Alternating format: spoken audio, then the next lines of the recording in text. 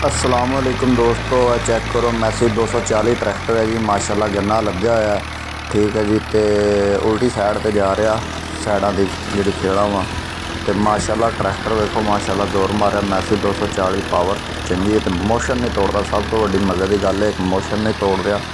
माशाल्लाह ट्राले में खिच्ची ले जा रहा। चेक करो ज़रा, मज़ेदार गल है जी। माशाल्लाह मोशन नहीं तोड़ता। बस ट्रैक्टर चेक करो, अगों चकीजा भी है तो ज़बरदस्त जोर मार रहा।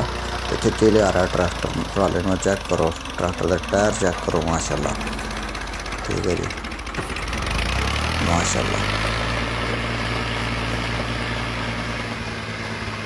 इत्थे रुक गया एक बार ट्राला, फिर खिच लिया। वेखदे वेखदे रुक गया। उस्ताद चेक करेगा रौला की होया।